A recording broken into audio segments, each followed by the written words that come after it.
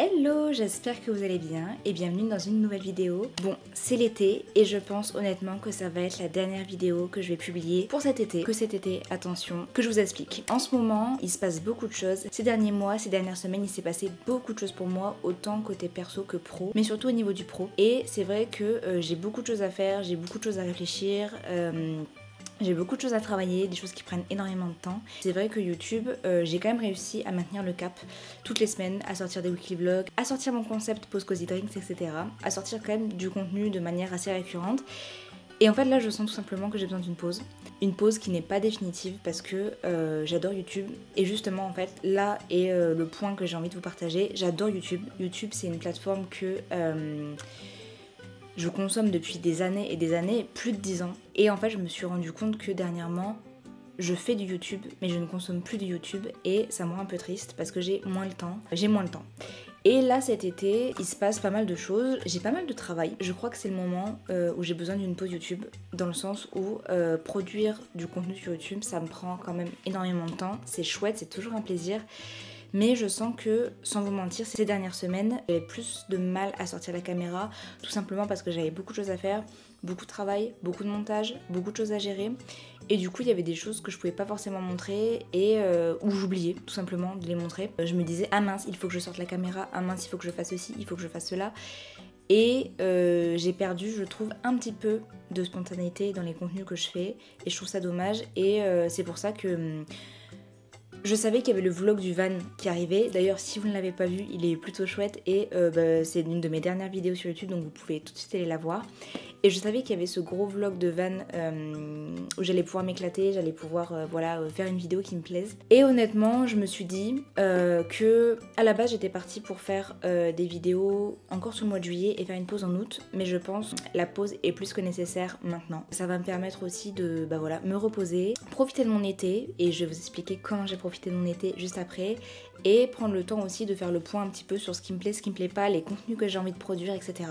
Et je pense que cette pause est bien nécessaire parce que quand même je poste toutes les semaines un vlog, plus sur mes réseaux sociaux, plus les contenus que je produis pour mes clients. Et je pense que là en fait j'ai besoin d'une petite pause, mais bien sûr ne vous inquiétez pas, ce n'est pas un au revoir, c'est juste petite pause pour l'été. Et justement cet été en fait j'ai envie de vraiment profiter.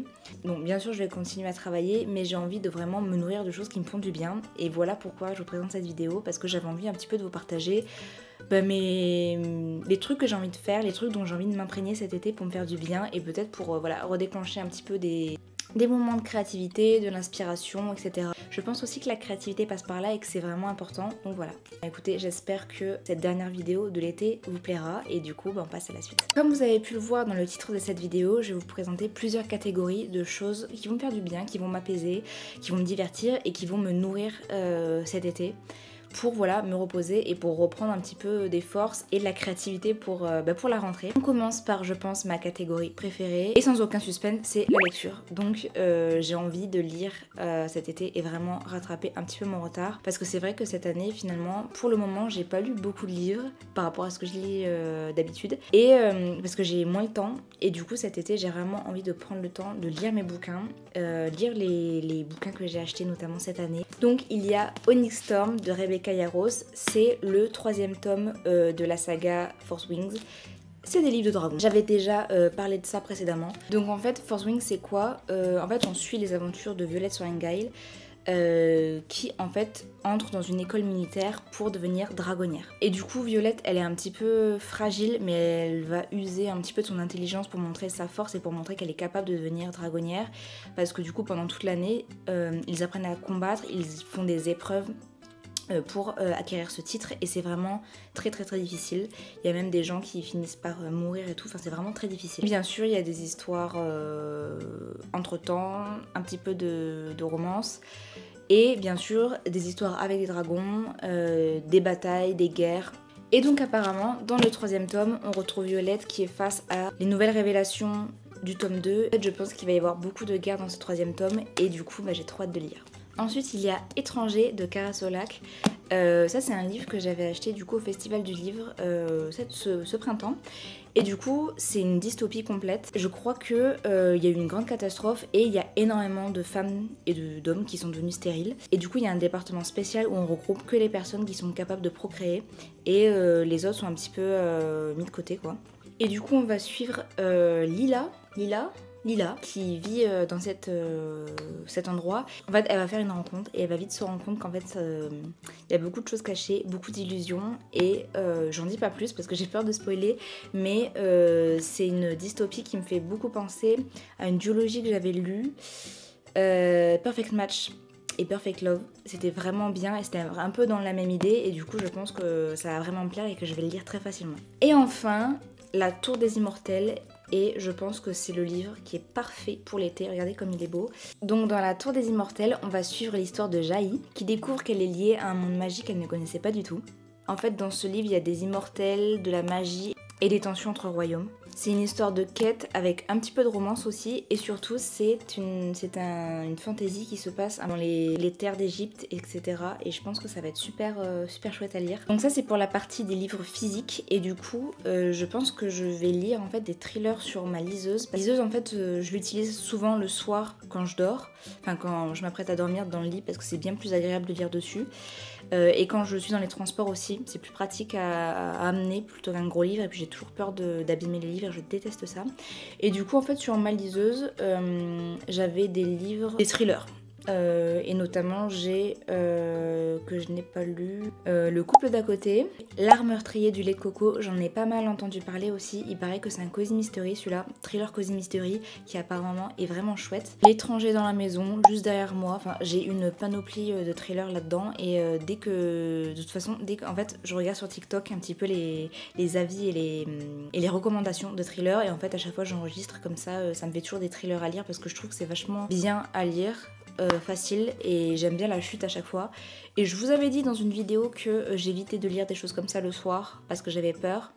Bon, on ne dira rien, Ensuite, on passe à la catégorie de ce que je vais regarder cet été. Et donc quand même, petite précision, on a quand même bien entamé le mois de juillet, hein, à l'heure où je publie cette vidéo. Mais bon, c'est pas grave, l'été est constitué de 2 mois.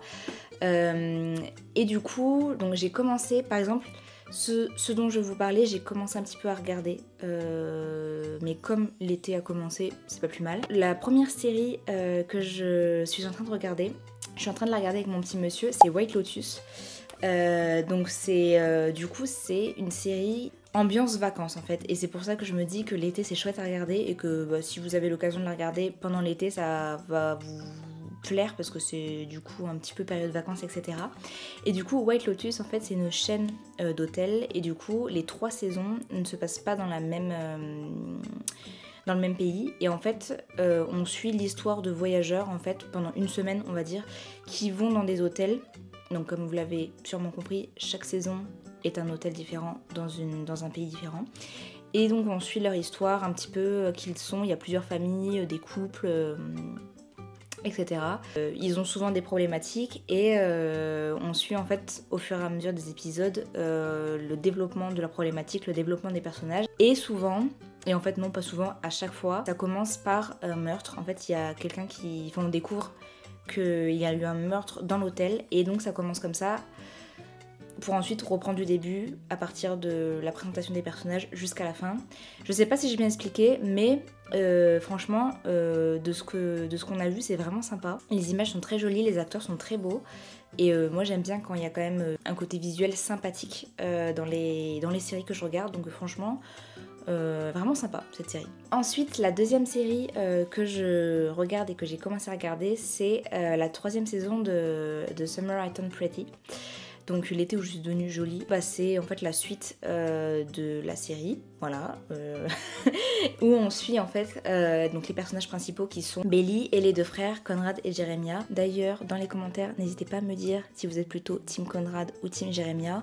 Je vous annonce, moi je ne sais pas choisir, je ne peux pas choisir, voilà. Je sais, c'est ridicule, mais je n'arrive pas à choisir. Et du coup, bien sûr, c'est un peu ado, on va dire, mais c'est très léger. Ça se passe l'été. Et en fait, c'est une jeune fille qui... En fait, c'est des amis. En fait, c'est... Oh là là, c'est compliqué. En fait, c'est deux mères qui sont meilleures amies et qui ont eu des enfants. Et les enfants sont amis aussi. Et en fait, depuis son plus jeune âge, Belly est amoureuse d'un des frères. Et en fait, ça va être compliqué. Il va y avoir des choses qui vont se passer. En fait, je peux pas vous en dire plus. Parce que si je dis l'élément principal, en fait, tout est spoilé. Donc, regardez cette série. Si vous aimez les séries drôles, un peu tristes, avec de belles images, qui se passent l'été, où on voit la mer... voilà, regardez-la, je peux pas vous en dire plus, mais promis, elle est vraiment bien cette série. Et bien sûr, YouTube, j'ai envie de rattraper, je crois, les 50 000 vidéos que j'ai ratées. Donc bien sûr, les vlogs, les vidéos à thème de mes youtubeurs et youtubeuses favorites. Donc je n'ai qu'une hâte, c'est de vraiment regarder ces vidéos et je pense les regarder peut-être le matin quand je prends mon petit déj. Ça peut être sympa, mais rattraper tout ce que j'ai regardé parce que je suis un peu triste d'avoir raté autant et de pas avoir pris le temps de regarder ces vidéos là. Et je pense d'ailleurs essayer de me trouver des moments peut-être à partir de la rentrée, mon moment vraiment YouTube où je regarde des vidéos. Il y a même les vidéos de mes copines qui font des vidéos sur YouTube que j'ai pas le temps de regarder, donc c'est un peu triste et j'ai envie de rattraper tout ça parce que c'est dommage quand même. Donc voilà, il y a ça aussi que je voudrais regarder. D'ailleurs, si vous aimez un peu les chaînes un petit peu cosy, en mode slow life, etc. Moi j'aime beaucoup regarder les vidéos de Super Lumos, vraiment je l'adore, ce créateur, il est vraiment hyper doux, hyper bienveillant, j'aime vraiment beaucoup ce qu'il partage. J'aime regarder les vlogs de Je ne suis pas jolie, ça ne change pas, ma youtubeuse préférée depuis des années, donc je pense que j'ai beaucoup de vlogs à rattraper qu'elle a fait cette année. J'ai pas tout raté, mais quand même. J'aime bien aussi ce que fait Léna Adorable, j'aime beaucoup, c'est très pétillant. Et d'ailleurs, n'hésitez pas à me dire, vous en commentaire, des chaînes YouTube que vous pourrez me recommander, qui vous font du bien et que vous aimez bien regarder pour voilà, souffler du quotidien et qui vous donnent vraiment de bonnes énergies. Ensuite, il y a la catégorie ce que j'écoute, ou en tout cas ce que je regarde pour apprendre des choses, pour m'instruire entre guillemets, on va dire ça comme ça, ou pour évoluer. Donc il y a notamment des podcasts. Donc moi j'aime bien écouter les podcasts de Cordialement Zoé. En fait c'est des podcasts dans lesquels elle fait intervenir des gens pour parler sur des thématiques vraiment toutes thématiques confondues. Donc il va y avoir je sais pas, des gens qui sont sur les réseaux sociaux, des gens qui ont vécu un drame, des gens qui font un métier qui est hors du commun, ce genre de choses. Et du coup, elle leur pose des questions et on apprend plein de choses par rapport à ces thématiques-là et je trouve que c'est vraiment super chouette. Très récemment, on m'a recommandé aussi le podcast Légende qui est un petit peu dans le même style, j'imagine, dans le sens où c'est un podcast qui accueille des gens pour parler de leur parcours, etc. Et je pense que pareil, c'est vraiment hyper intéressant d'entendre des points de vue sur certaines thématiques, de découvrir des choses aussi et d'entendre les expériences des autres par rapport à tout type de thématiques. Donc j'ai vraiment envie d'écouter ça et d'en apprendre un peu plus sur certains sujets. Il y a aussi un truc que j'ai vraiment envie de faire et je pense qu'il va me faire énormément de bien, c'est reprendre le programme de Camille Kilbeck qui s'appelle Briller et Réussir. Du coup c'est un programme mindset, c'est un programme que j'ai commencé à faire je crois cet hiver ou au début du printemps. Je me souviens plus trop exactement. Camille du coup est coach mindset. Camille est coach mindset et du coup elle a créé ce programme vraiment pour venir aider à se dépasser, soit à dépasser ses croyances limitantes, à dépasser les petits tracas de la vie quotidienne aussi qui nous bloquent et qui nous permettent pas d'évoluer, que ce soit du côté de la vie perso ou de la vie pro. Et du coup il y a une petite période cet hiver où j'étais un petit peu ramollo, où j'étais en pleine remise en question et du coup j'avais pris son programme et ça m'avait fait énormément de bien et ça m'avait permis de débloquer 2-3 petites choses. Mais ensuite j'ai été pris par beaucoup de choses et j'ai pas eu le temps de finir son programme et je pense que là cet été j'ai vraiment envie de le refaire, peut-être même le recommencer depuis le début parce qu'il est vraiment parce que les quelques vidéos que j'ai fait m'avaient fait vraiment du bien. Parce que du coup c'est un programme qui se compose en plusieurs modules et il y a des modules qui sont vraiment là pour t'aider à débloquer des choses parce que ça parle de confiance en soi, de croyances limitantes comme je disais, des échecs et des réussites, mais aussi des choses un petit peu plus spirituelles si je peux dire ça comme ça, notamment sur le cycle féminin, sur les lois de l'univers et ce genre de choses. Et vraiment je pense que, enfin en tout cas pour le peu entre guillemets que j'ai expérimenté, ça m'avait fait vraiment du bien et c'est pour ça que cet été j'ai vraiment envie de me concentrer dessus et de voir un petit peu si ça peut aussi me faire évoluer. Ça fait du bien toujours de travailler son mindset. Donc comme je vous le disais, c'est un programme où il y a plusieurs modules, il y a aussi des lives plusieurs fois par semaine. Je sais que Camille fait plusieurs lives pour parler de thématiques spéciales et pour parler en groupe. Il y a aussi une bibliothèque de ressources dans lesquelles elle a mis des playlists, donc ça peut être par exemple des playlists de manifestation, des playlists de fréquences énergétiques aussi, et ça je trouve que... Enfin moi quand j'écoute ça, ça me fait vraiment du bien, genre j'ai vraiment l'impression que mon corps se détend et que ça m'aide à m'apaiser, donc ça je trouve que c'est trop cool. Je partage aussi des podcasts de développement personnel justement sur des sujets un petit peu plus précis, donc c'est toujours chouette du coup d'écouter ça, je sais pas, quand tu fais à manger, quand tu fais du ménage, etc. En tout cas moi c'est ce que je fais et je trouve que c'est vraiment hyper... intéressant bien sûr, et ça permet vraiment d'en apprendre plus aussi sur comment fonctionne un petit peu pas le cerveau, mais comment fonctionne l'humain et les choses sur lesquelles on peut peut-être un petit peu se recalibrer pour avancer et faire évoluer son mindset en tout cas. Du coup je crois que Camille dernièrement a fait une mise à jour en plus sur son programme dans laquelle elle a rajouté certains modules et certaines ressources.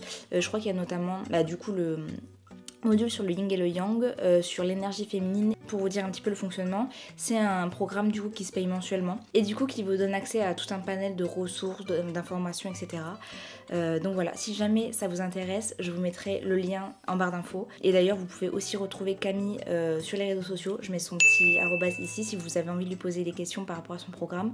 C'est pas une pub que je fais, c'est vraiment un plaisir pour moi d'en parler parce que même si je l'ai pas terminé cet hiver quand je l'ai fait, ça m'a vraiment aidé à dépasser 2-3 petites choses négatives qui me bloquaient et qui me pourrissaient un petit peu la vie sur le moment. Et c'est pour ça aussi que je vous dis que cet été j'ai vraiment envie de me replonger dedans parce que je pense que ça peut me faire du bien, ça peut peut-être me débloquer des choses et me faire évoluer sur certains points de ma vie pro et ma vie perso.